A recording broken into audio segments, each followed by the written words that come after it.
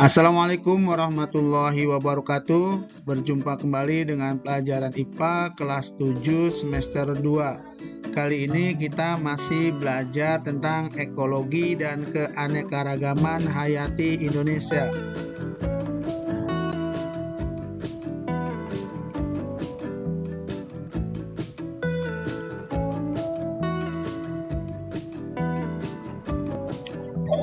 Bagian keempat, bagaimanakah pengaruh manusia terhadap ekosistem?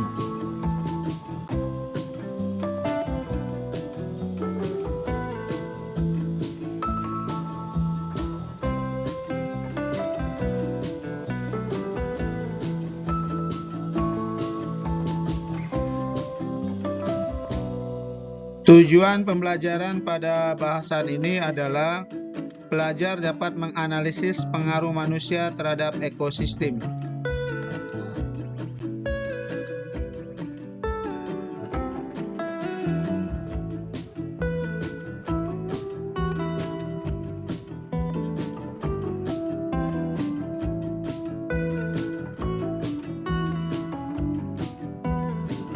Ini adalah gambar kumpulan manusia. Manusia merupakan spesies di bumi yang paling mendominasi.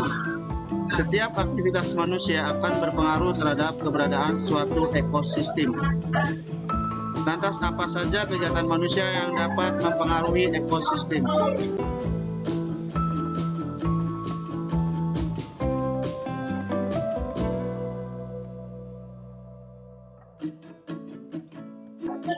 Baik, kita bahas yang pertama, pertanian dan produksi pangan. Salah satu kegiatan manusia yang telah dilakukan selama ribuan tahun adalah bercocok tanam untuk menyediakan kebutuhan pangan. Kegiatan manusia di bidang pertanian turut mempengaruhi ekosistem di dunia.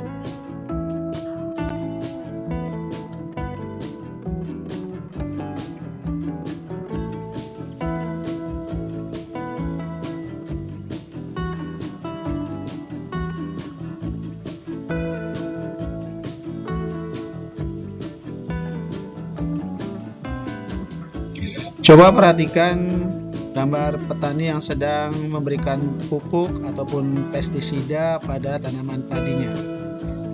Penggunaan pupuk kimia secara berlebihan dapat menyebabkan eutrofikasi perairan dan penurunan kesuburan tanah.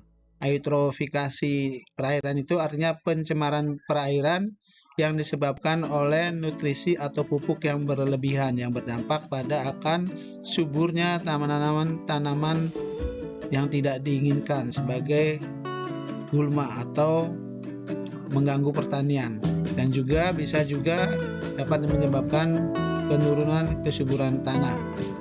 Kemudian kalau kita menggunakan pestisida, mungkin banyak organisme non-target yang terbunuh akibat penggunaan pestisida.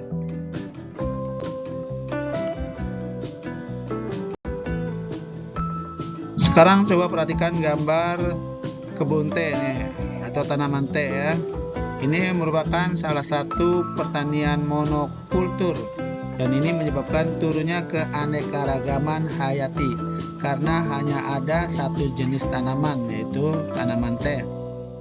Banyak tumbuhan yang disingkirkan dan diganti oleh hanya satu jenis tumbuhan tertentu saja ya. Pada contoh gambar ini hanya satu tanaman teh saja, sedangkan tanaman-tanaman yang lainnya tidak ada, dan ini jelas berakibat pada menurunnya keanekaragaman hayati.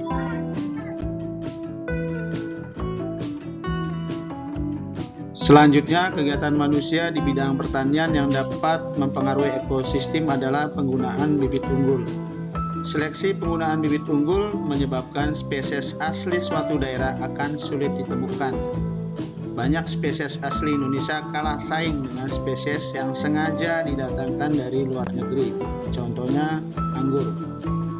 Anggur lokal ini susah untuk kita jumpai di masyarakat. Lebih banyak anggur yang berasal dari luar negeri.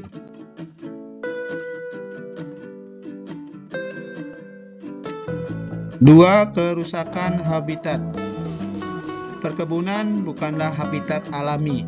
Perkebunan merupakan salah satu faktor penyebab hilangnya ekosistem alami.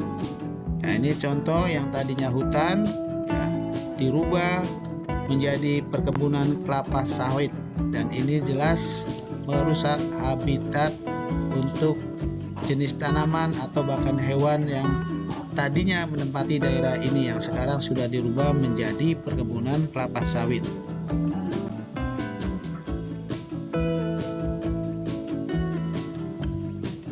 Banyak hutan ditebang di Indonesia untuk diubah menjadi lahan perkebunan, diantaranya untuk lahan kelapa sawit.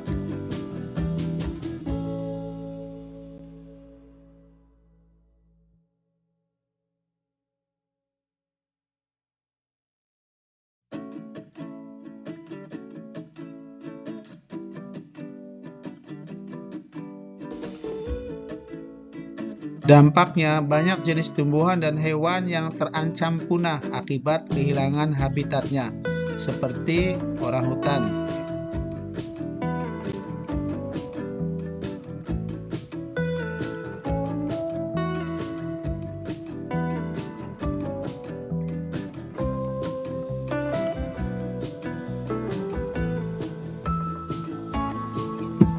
Alih fungsi lahan lainnya seperti pertambangan dan pembuatan pemukiman turut serta menyebabkan kerusakan habitat.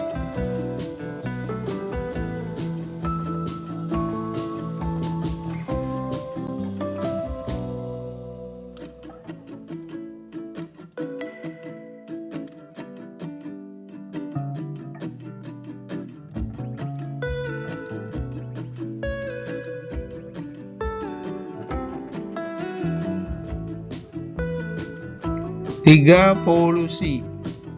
Polusi adalah masuknya zat-zat beracun ke dalam lingkungan sehingga mengganggu keseimbangan lingkungan alamiah.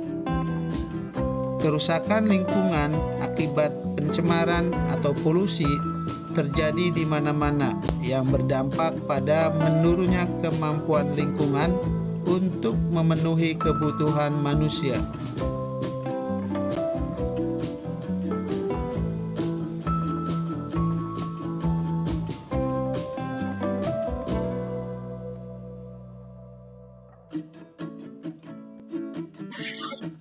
Banyak aktivitas manusia yang tidak disadari menyebabkan terjadinya pencemaran atau polusi, seperti asap kendaraan bermotor, membuang sampah sembarangan, membuang limbah ke sungai, dan masih banyak lagi contoh-contoh lainnya yang dapat menyebabkan terjadinya pencemaran oleh aktivitas manusia.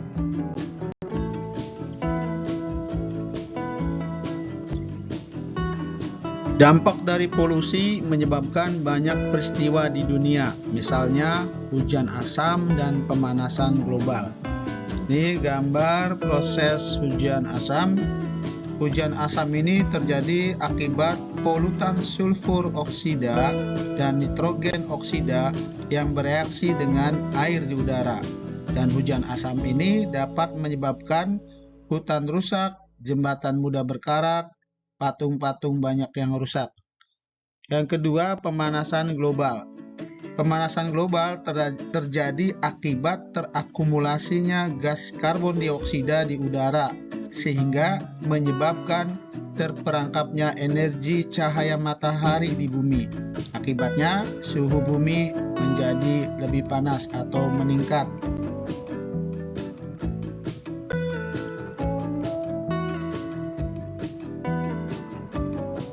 4. Konservasi.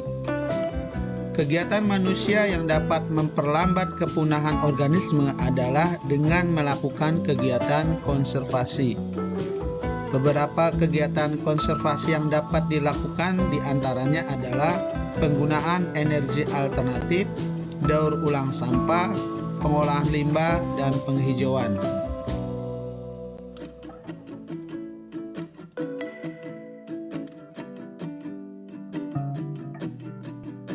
Ini adalah gambar memanfaatkan atau menggunakan energi alternatif dengan memanfaatkan energi surya, energi air, dan energi angin untuk menghasilkan energi listrik.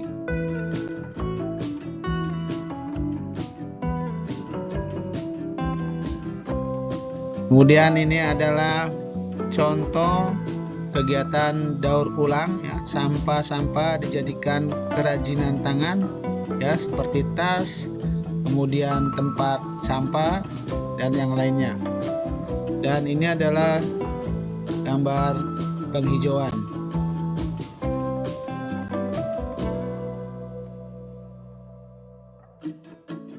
Baiklah, dari bahasan tadi dapat kita simpulkan yang pertama, setiap aktivitas manusia akan berpengaruh terhadap keberadaan suatu ekosistem. Kegiatan manusia di bidang pertanian turut mempengaruhi ekosistem di dunia, seperti penggunaan pupuk kimia yang berlebihan, pertanian monokultur, dan seleksi penggunaan bibit unggul.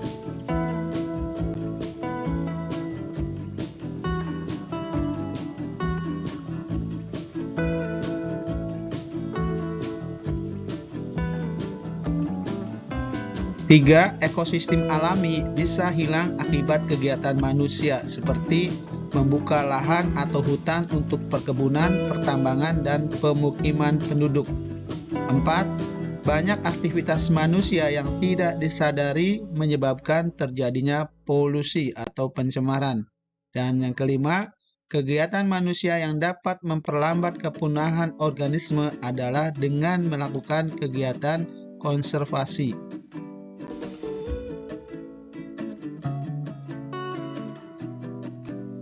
Baiklah, untuk lebih memahami bahasan tentang bagaimana pengaruh manusia terhadap ekosistem, silakan kerjakan latihannya di buku latihan.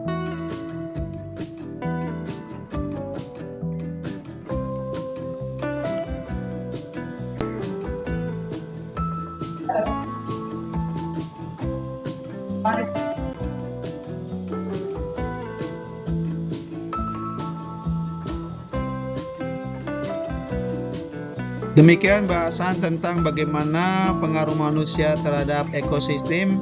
Semoga bermanfaat. Terima kasih. Assalamualaikum warahmatullahi wabarakatuh.